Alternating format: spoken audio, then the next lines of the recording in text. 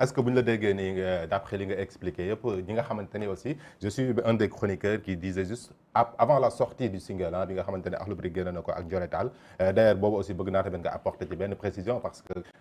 il fut un temps boo xamante ni clash bi entre Pape Sidi ak le groupe Akhlou Brick ci pré-annonce single boobu nga xamante ne génn na dañ ko doon génne na yàqu alors ñu ngi posé wu la question à savoir est-ce que c'est pas une stratégie de communication parce qu'à un moment donné affaire yi dafa lowoon en fait et que ces temps-ci on voit qu'avec le clash tout le monde parle du hip-hop actuellement comme ni nga ko waxee moom moo nekk l'une des actualités phares actuellement au Sénégal donc moom la ñuy waxtaanee est-ce que c'est pas une stratégie wala un truc boo xamante ni c'est calculé wala c'est quelque chose de réel au fait le problème entre Akhlou Brick ak Ngaaka Blindé ça existe. dafa am benn jour ma wane benn hôpital Diofior sur le digital ma wane ko ma ni hôpital bi ñu ngi ko créé en 1900 nangam. buñ ci jugut mun na daanu suñu kaw. na gars yi jël seen ay dispositifs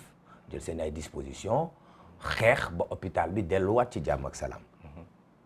loolu laa waxoon. loolu en termes de communication ça sert à lancer des alertes. Akhlou Brick dañu génne benn teasing ne ak njoletaal lañ koy defal. son bi mu ngi tudd moom na yàqu. moi je prends mon téléphone je fais une vidéo je dis bu jikko yi yàqu bu réew mi yàqu bu musique bu rap bi yàqu xaw ma lu ngeen di waaj a yàq waaye bu lii yëpp ma wax bu ci dara yàqu après bon am na ñoo xam ne ils ne vont pas écouter le fond ou l'importance de ton message. Ils vont juste voir la forme quoi Pape Sidi moo wax waa Akhlou Brick nangam waa Akhlou Brick daal ne waa Akhlou Brick bi ñuy wax waxuñoo ak man ñoom MCs yi lañ doon waxal na yeneen MCs yi ñëw mais bi na yàqu génnee déggaatoo ma wax si parce que mu ngi def on the good way. tu as apprécié quoi. non samay gaañ lañ Akhlou Brick en fait Akhlou Brick Paradise Ngaaka Blindé ay Dip Doundou Guiss ay Omzo Dollar ay One Lyrical ñooñu c'est-à-dire c'est des gens avec qui j'ai grandi. C'est ta génération voilà. quoi. C'est des gens avec qui voilà j'ai grandi avec cette génération. Je peux pas les nuire.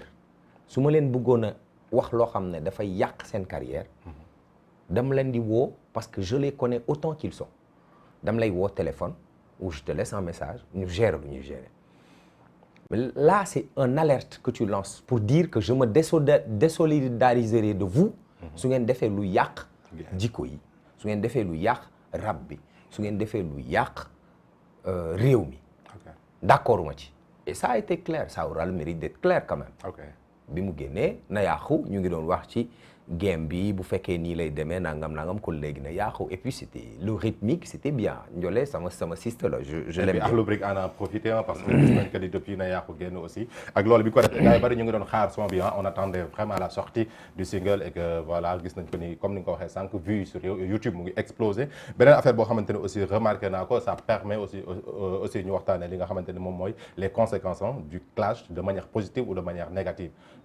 j'ai vu que ni la réplique de Ngaaka effet secondaire j'ai vu que actuellement mu ngi ci 1 200 000 vues en 3-4 jours aussi est-ce que mën nañ ko considérer comme retombée positive ci game bi wala est-ce que mën na am lu mu apporter le hip hop Galsen de manière par rapport ak conséquences yi la ñuy listé aujourd'hui est-ce que tey ñi nga xamante ni ñooy organiser concert yi par exemple tey est-ce que mën nañ booker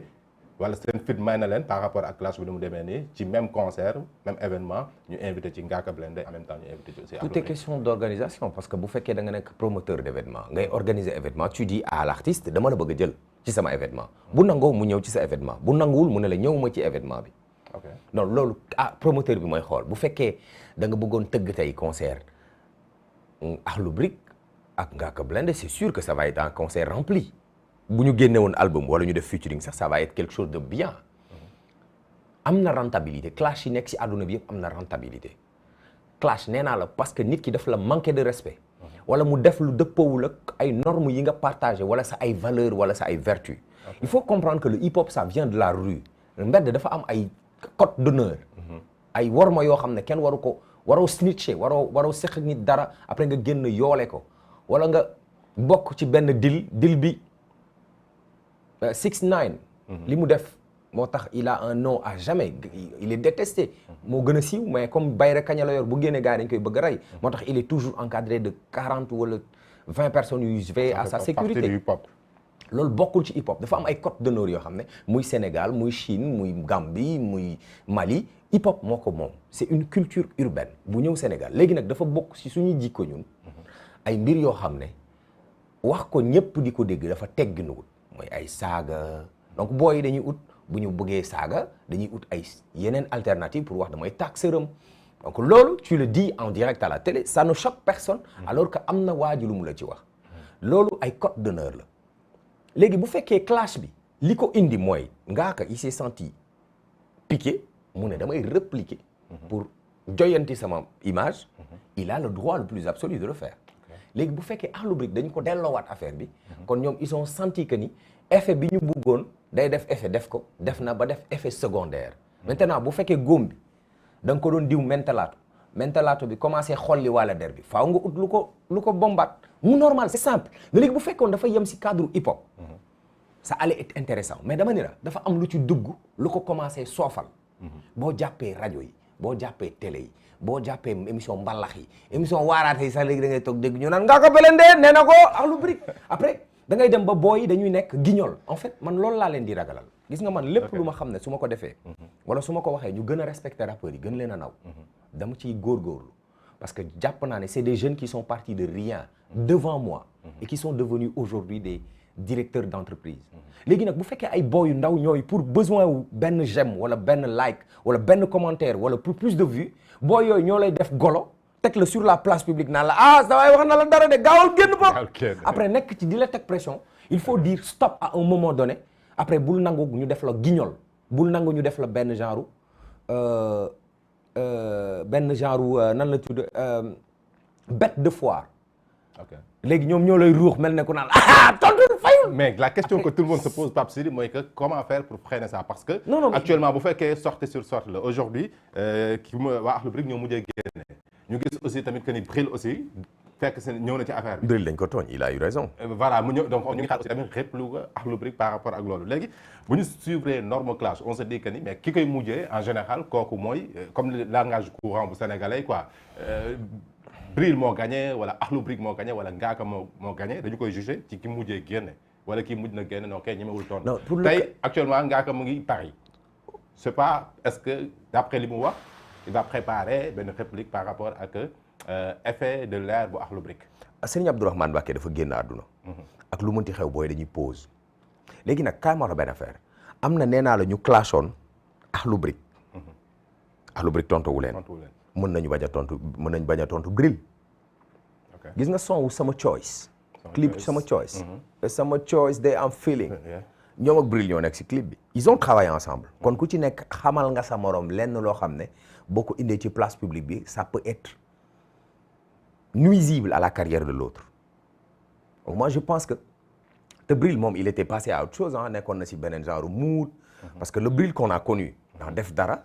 ak Thiaroye c'est pas ce Bril là qui est aujourd'hui bi mu dikkaatee ci rap bi day wane ne mu ngeeg ngelaj yooyu ba léegi jinne lu mu màgget denc ci ngelaj gu jommal gone léegi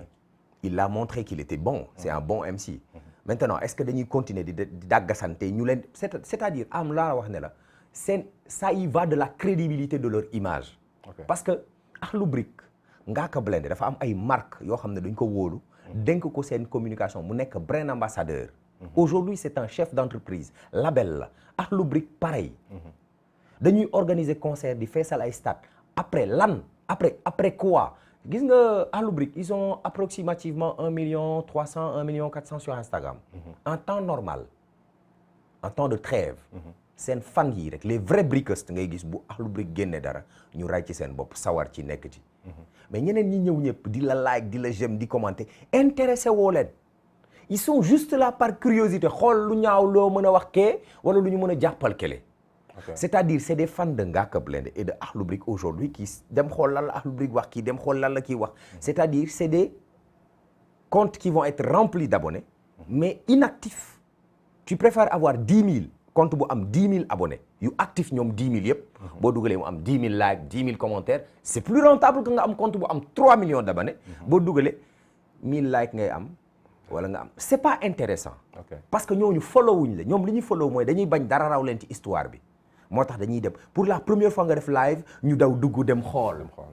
parce que en temps normal boo defee live duñ la lijjanti xool. c'est que dañuy dem ba def leen ay golo te bugguma ñu ñàkkal leen fayda parce que ñoom ku ci nekk ci ñoom chef d'entreprise nga ay da nga yor famille en fait Ngaaka dafa am soxna am ay nit ñuy liggéey au chevet de Ngaaka Akhlou Brick pareil c'est que bu ñu toppee rythme bi ay gone yu ndaw ñoo leen naan saa waay wax na la dara tontul waay saa tey mu rey ko après nga yëg loolu fugg wala étant jeune inconscient tu vas dire ok xaaral ma tontu léegi boo tontoo après mu nekkaat sa waay moom it ñu ne ko sa waay wax na la nangam yow rek la ñuy xaar foo nekk booy dañuy toog ba 4 heures du matin 5 heures du matin et c'est des pères de famille dañuy toog ba 4 heures du matin 5 heures du matin ñu bindaat ay sound dugg studio enregistré ko toog ci derrière écran yi di monter pour amuser waat la galerie et tu n'es pas le change à quelqu'un ici bàyyi nit ñi ñu nekk seen jàmm aussi. Alors j'espère qu'ils ont entendu le message. C'est Pape Sidi Fall donc qui parle